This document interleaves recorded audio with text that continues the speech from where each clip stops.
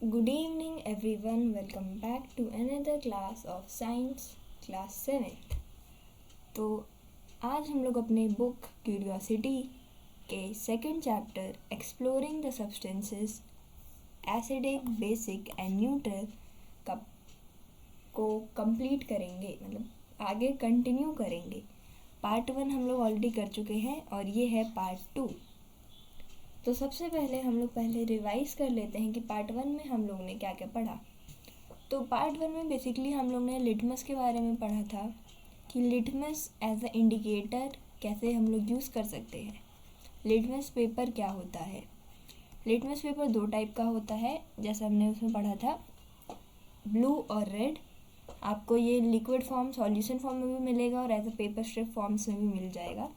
हम लोग ने as a paper strip forms में एक एक्सपेरिमेंट कंडक्ट किया था। हम लोग ने टोटल 11 अलग अलग सब्सटेंसेस का सैंपल लिया था, ओके। और एक एक करके सारे सैंपल्स को हम लोग ने दोनों रेड और ब्लू लिटमस पेपर पे ट्राई किया था। हमें देखने को क्या मिला था कि जो सब्सटेंसेस एसिडिक हैं वो ब्लू लिटमस पेपर को रेड में कन्वर्ट कर रहे थे, जो सब्सटेंसेस बेसिक थे वो रेड लिटमस पेपर को ब्लू में कन्वर्ट कर रहे थे, और जो सब्सटेंसेस न्यूट्रल थे, न्यूट्रल सब्सटेंसेस, वो कोई चेंज नहीं कर रहे थे दोनों लिटमस पेपर में।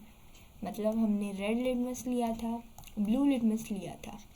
इन दोनों को जब हम लोग एसिडिक सब्सटेंसेस जो थे वो ब्लू को रेड में कन्वर्ट कर दे रहे थे, बेसिक सब्सटेंसेस रेड को ब्लू में कर दे रहे थे, और न्यूट्रल सब्सटेंसेस तो दोनों में ही कोई चेंज नहीं कर रहे थे। तो यही 3 पॉइंट्स हमने पिछली क्लास में एज अ एक्सपेरिमेंट पढ़ा था, समझा था, ओके। एंड आई होप आप लोग घर पे भी एक्सपेरिमेंट ट्राई किए होंगे और आप लोग को भी यही सेम रिजल्ट्स आए होंगे। ठीक है, चलिए अब आगे बढ़ते हैं, देखते हैं अब आगे क्या है।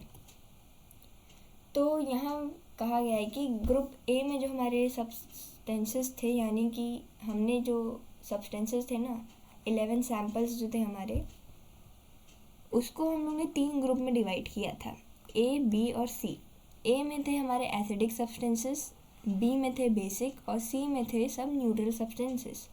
तो ये बात कर रहा है ग्रुप ए की यानी एसिडिक सब्सटेंसेस की। तो ये कह रहा है क्या, इन सारे एसिडिक सब्सटेंसेस जो थे हमारे, उनका टेस्ट क्या याद है? Can you recall their test? तो देखो, एसिडिक सब्सटेंसेस में हमारे पास था लेमन जूस, आंवला जूस, टैमरिंड वाटर और विनेगर। और आप एक चीज़ नोटिस करोगे कि इन चारों का जो टेस्ट है ना वो सॉर होता है। साउर होता है मतलब कि खट्टा होता है, ओके। ये खट्टा इसलिए होता है क्योंकि ये एसिड कंटेन करते हैं और hence they are acidic in nature. देखो समझो, ये सब जो सब्सटेंसेस थे हमारे ग्रुप ए में वो सब एसिडिक थे, क्योंकि वो हमारे ब्लू लिटमस पेपर को रेड में कर रहे थे। और ये एसिडिक इसलिए हैं क्योंकि ये एसिड कंटेन करते हैं, अलग अलग टाइप के एसिड्स, जिस वजह से ये एसिडिक होते हैं। मतलब एसिडिक सब्सटेंसेस के पास एसिड होता है, जिस वजह से वो एसिडिक होते हैं, और उनका टेस्ट जो होता है वो खट्टा होता है, यानी कि साउर होता है, ओके। आप लोगों ने अगर कभी लेमन जूस को बिना शुगर के या आंवला जूस का भी पिया होगा तो आप लोगों को पता होगा कि वो सब खट्टा होता है, ठीक है। आप एक प्रिकॉशन भी दिया है, आप लोग को कोई भी चीज़ ऐसे डायरेक्टली टेस्ट नहीं कर देना, लाइक कोई बेसिक चीज़ या कोई न्यूट्रल चीज़ like tap water, baking soda solution या washing powder solution test waste करने की ज़रूरत नहीं है, और ना ही आप लोग को ये एसिडिक चीज़ें टेस्ट करने की ज़रूरत है। बस आप लोग याद कर सकते हो कि उनका टेस्ट कैसा है, और आप लोग को ऑलरेडी शायद पता भी होगा, चीज़ें नहीं सुन के पता चल जाता है कैसी टेस्ट होंगी। शुगर सोल्यूशन तो भाई ऑब्वियसली मीठा होगा, सोप सोल्यूशन ऑब्वियसली थोड़ा अजीब टेस्ट का होगा, आंवला जूस है तो वो खट्टा टाइप का होगा, है ना। तो अब देखते हैं कुछ कॉमन एडिबल सब्सटेंसेस और उनमें कौन सा एसिडिक होता है, एसिड होता है। तो ये सब जो 4 सब्सटेंसेस हैं ये चारों एसिडिक हैं, तो देखते हैं इनमें कौन कौन सा एसिड पाया जाता है। तो ये है हमारा ऑरेंज। ऑरेंज के अंदर मिलता है सिट्रिक एसिड, ओके। ऑरेंज के अंदर होता है सिट्रिक एसिड। आंवला, आंवला के अंदर होता है एस्कॉर्बिक एसिड और सिट्रिक एसिड।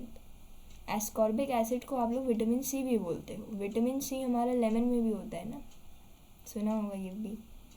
तो आंवला में होता है एस्कॉर्बिक एसिड यानी कि विटामिन सी, और सिट्रिक एसिड दोनों होता है इसमें। ओके।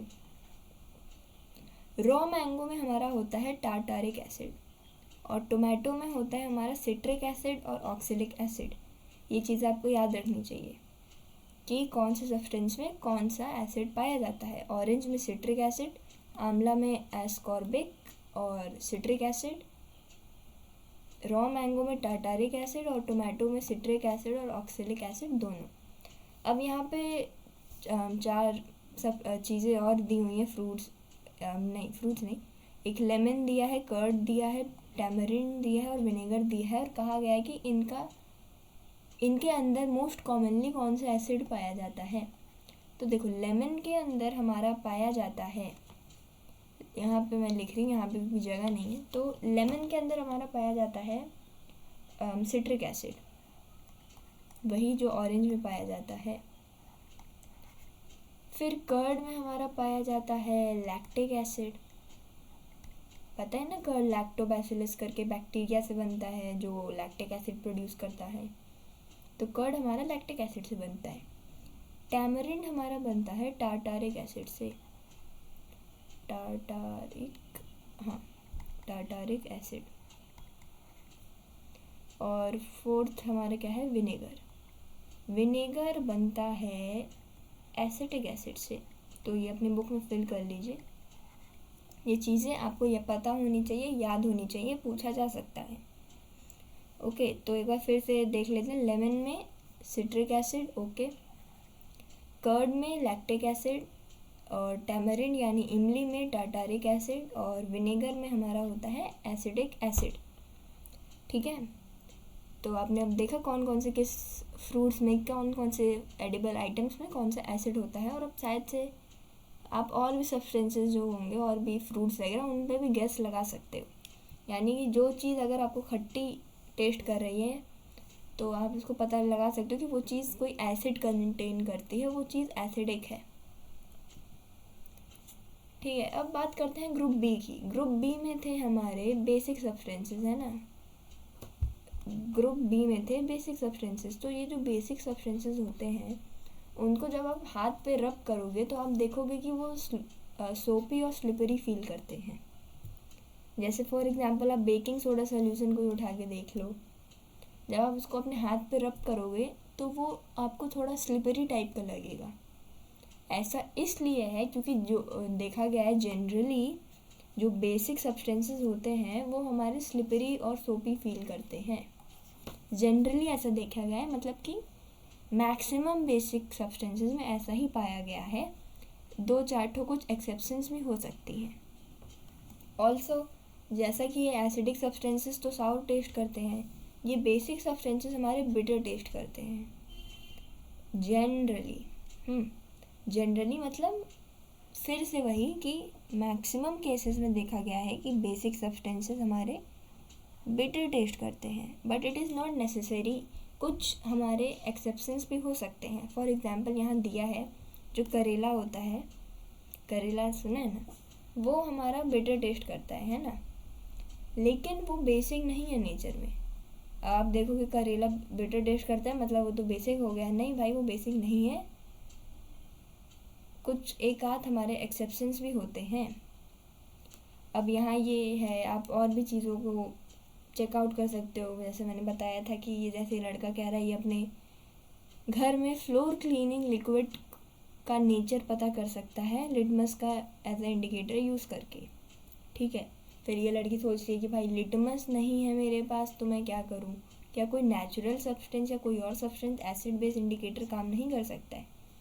कर सकता है, बहुत सारी चीज़ें एज ए इंडिकेटर काम कर सकती हैं। तो अब आगे हम लोग यही देखेंगे। अब हम लोग देखेंगे कि एक रेड रोज़ इंडिकेटर की तरह कैसे वर्क करता है। रेड रोजेस तो सबने देखी होंगी, है ना, ये रहा रेड रोज़, है ना, काफ़ी अच्छा फ्लावर होता है, राइट। तो आपको क्या करना है, कुछ रेड रोज़ की पेटल्स कलेक्ट करनी है, फॉलन पेटल्स कलेक्ट करनी है। You are not advise to pluck flowers. Flower तोड़ना आपको ज़रूरी नहीं है, क्योंकि ये अच्छी बात नहीं होती है ना। तो ऑलरेडी जो फ्लावर ओल्ड हो, मतलब जिसकी पेटल्स फॉल ऑफ कर गई हैं, जो पुराना हो गया है, पुराने होकर गिर जाते हैं ना फ्लावर्स, तो आप उनको पिक करके लगभग फिस्टफुल यानी मुट्ठी भर पेटल्स को कलेक्ट कर लो।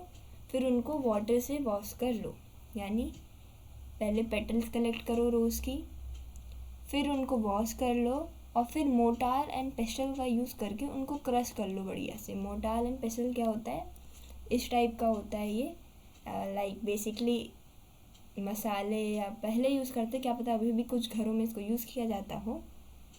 मसाले, अदरक एंड ऐसी सब चीज़ों को पीसने के लिए यूज़ किया जाता है मेनली, मतलब उनका एकदम पाउडर, एकदम चटनी टाइप बनाने के लिए इसको यूज़ किया जाता है। तो इन रोज़ पेटल्स की आपको एकदम चटनी टाइप का बनाना है, इसलिए हम लोग मोटार एंड पेस्टल में उसको क्रश करेंगे। क्रश मतलब यही ना, एकदम चटनी बना दो।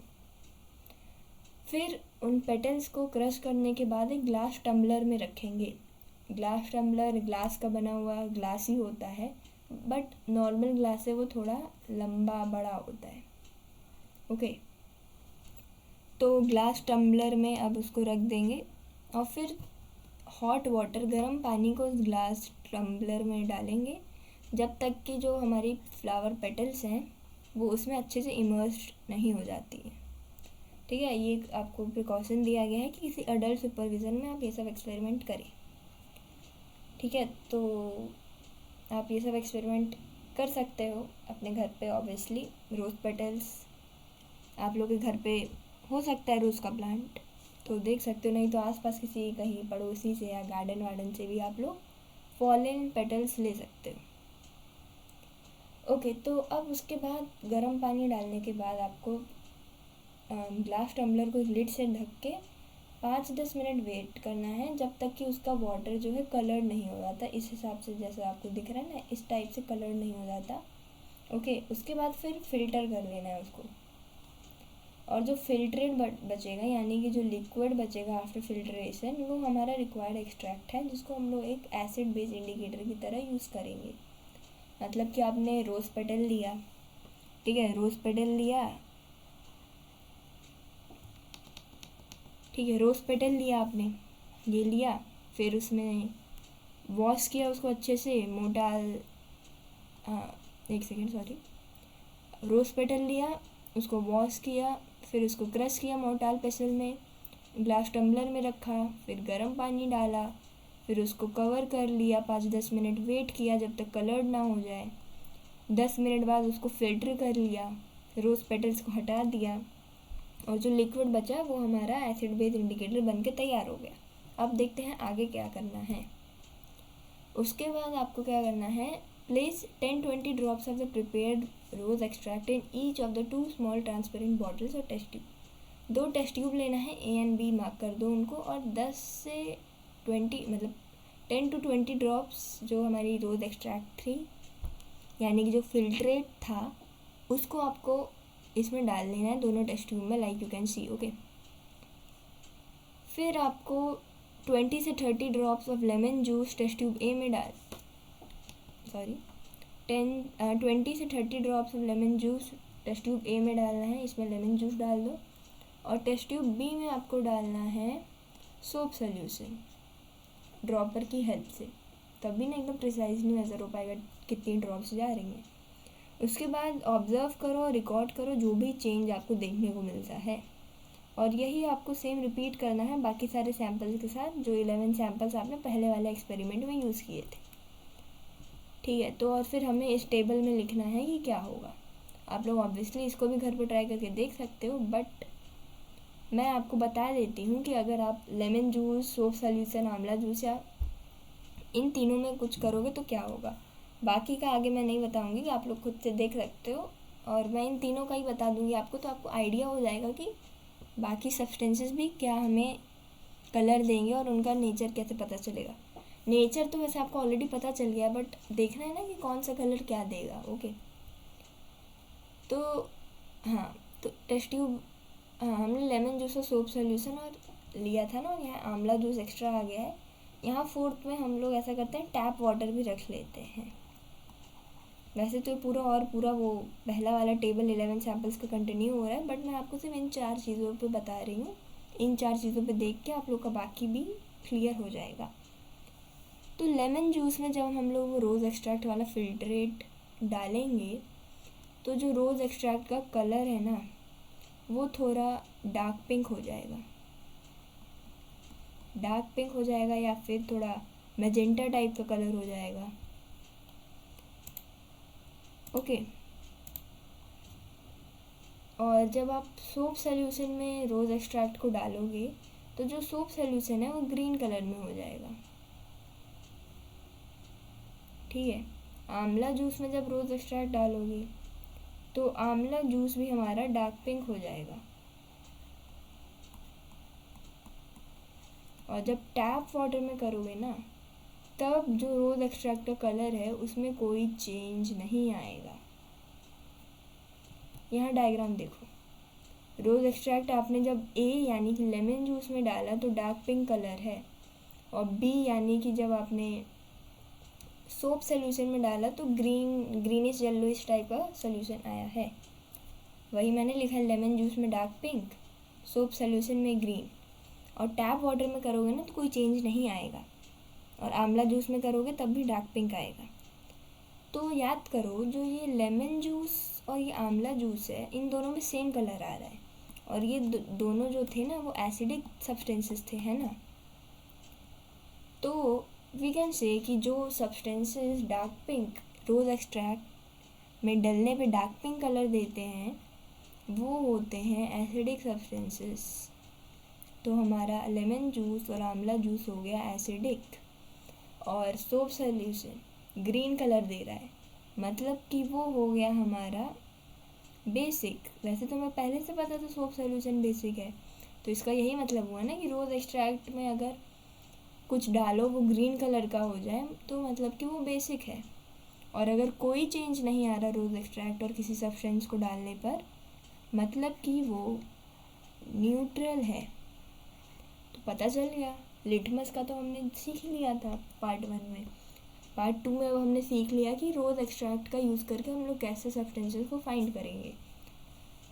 अगर कोई एसिडिक सब्सटेंस है, मान लो एसिडिक है, तो वो आपको रोज़ एक्सट्रैक्ट को कर देगा डार्क पिंक। इस बात पॉइंट को नोट कर लीजिए।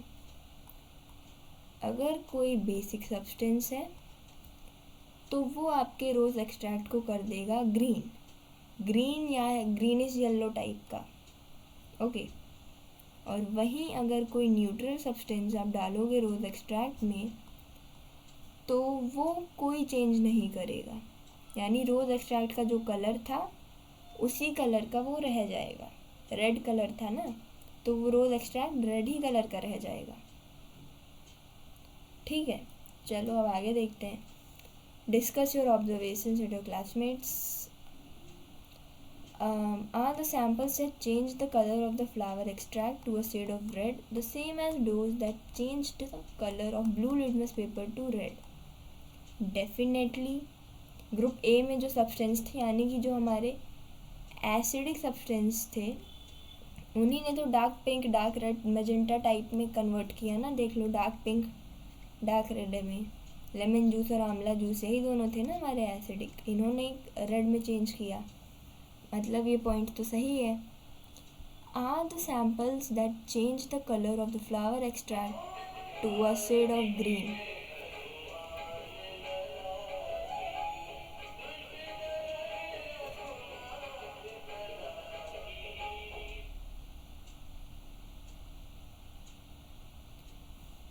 अब ये कह रहा है कि जो सैंपल हमारे फ्लावर एक्सट्रैक्ट का कलर थोड़ा ग्रीन शेड में कर दिए, क्या वो सेम है जो रेड लिटमस पेपर को ब्लू में कन्वर्ट कर रहे थे, यानी कि ग्रुप बी यानी बेसिक सब्सटेंसेस। हमने देखा ना हमारा ये सोप सॉल्यूशन बेसिक सब्सटेंस था, उसने रोज़ एक्सट्रैक्ट को ग्रीन कलर कर दिया और ये बेसिक सब्सटेंस है यानी कि ग्रुप बी में था, तो मतलब ये पॉइंट भी सही है। अब ये कह रहा है तीसरा कि जो कोई कलर चेंज नहीं किया है हमारे फ्लावर एक्सट्रैक्ट में, क्या वही सब्सटेंस है जो रेड और ब्लू लिटमस पेपर में भी कोई चेंज नहीं किए थे, यानी कि ग्रुप सी, यानी कि न्यूट्रल। तो ये पॉइंट भी सही है, क्योंकि टैप वाटर जो है वो तो कोई चेंज नहीं किया ना रोज़ एक्सट्रैक्ट पे, मतलब कि वो न्यूट्रल हो गया। तो आपने देखा कि कैसे आप रेड रोज़ का यूज़ करके सब्सटेंसेस मतलब पता लगा सकते कौन सा सब्सटेंस एसिड है, बेस है, न्यूट्रल है। ठीक है, तो आप लोग को पता चल गया कि एसिडिक है तो dark pink, dark red type, basic है तो ग्रीन, न्यूट्रल है तो कोई चेंज नहीं। We can conclude that the red rose extract seems to give red color in an acidic solution and green color in a basic solution, यही चीज़, और कोई change नहीं देता है न्यूट्रल पे। Can you fill in the nature of the substances in table 2.3? 2.3 यही table थी ना। हाँ, तो नेचर हमने ऑलरेडी साथ ही साथ भर दिया था, कलर के साथ साथ हमने नेचर भी भर दिया था, क्योंकि हमने ऑलरेडी देखा था। ठीक है, मैंने ये जो पॉइंट था ये मैंने आपको बिना बता ही पहले यहाँ नेचर भर दिया था कि नेचर क्या होगा, बट आपको ये तो समझ आ गया ना कि कौन सा कलर क्या करेगा। रेड कलर है तो एसिडिक है, ग्रीन है तो बेसिक है। ये लास्ट वाली लाइन जो है इम्पोर्टेंट है, क्योंकि यही बता रही है कि रेड कलर है तो एसिडिक है, ग्रीन कलर है तो बेसिक है। ठीक है, अब आगे देखते हैं। We are sure that you will excited about the results. You may repeat the process with अलग अलग टाइप के vegetables, fruit, flowers like beetroot, purple cabbage, turmeric, Indian blackberry यानी जामुन, रेड हिबिस्कस, और they can also act as an acid base indicators। मतलब ये बता रहा है कि ये सब जो सब्सटेंसेस हैं ये सब भी एसिड बेस इंडिकेटर की तरह वर्क कर सकते हैं, और आप लोग और भी चीज़ों का नेचर फाइंड आउट कर सकते हो एज़ पर योर क्यूरियोसिटी। फिर एक यहाँ एक फैसिनेटिंग फैक्ट दिया है हमें कि हाइड्रेंगिया करके एक प्लांट है जो हिमालय और नॉर्थ ईस्टर्न स्टेट्स के कूलर क्लाइमेट्स में पाया जाता है। It gives flowers of different colours depending on the nature of soil. Soil का भी नेचर होता है ना, सॉइल भी एसिडिक, बेसिक, न्यूट्रल तो नहीं, एसिडिक बेसिक हो सकती है। तो ये जो हाइड्रेंगिया करके प्लांट होता है जो हिमालय और नॉर्थ ईस्टर्न स्टेट्स में पाया जाता है, देखा क्या गया है इसका फ्लावर का कलर डिपेंड करता है on the nature of soil. अगर एसिडिक सॉइल है तो ब्लू कलर के फ्लावर्स देता है, और अगर बेसिक सॉइल है तो ये पिंक या रेड कलर के फ्लावर्स देता है। ठीक है, तो मतलब कि ये जो गार्डनर्स हैं वो अपने पसंद के कलर के फ्लावर उगा सकते हैं just by adjusting the soil का नेचर चेंज करके वो लोग अपने पसंद का फ्लावर कलर वो कर सकते हैं। अगर ब्लू फ्लावर है ये मतलब कि ये एसिडिक सॉइल में ग्रो किया गया है, और ये पिंक है या रेड होता है मतलब कि ये बेसिक में ग्रो किया गया है। तो अभी तक इस चैप्टर में हमने लिटमस को एज ए इंडिकेटर कैसे यूज़ करना है ये सीखा, और रेड रोज़ को एज ए इंडिकेटर कैसे यूज़ करना है ये सीखा। अगले पार्ट में अब हम लोग देखेंगे कि और किन किन चीज़ों को हम लोग ऐसा एसिड बेस इंडिकेटर यूज़ कर सकते हैं। और जो चैप्टर के स्टार्टिंग में जो हमारी क्विज थी, मतलब जो क्वेश्चन था हमारा कि कौन सा लिक्विड स्प्रे करने पर उस ब्लैंक शीट ऑफ पेपर पे कुछ टेक्स्ट अपीयर हो गया, ये भी हम लोग नेक्स्ट पार्ट में जानेंगे। तो इस क्लास के लिए बस इतना ही। Thank you so much, bye bye.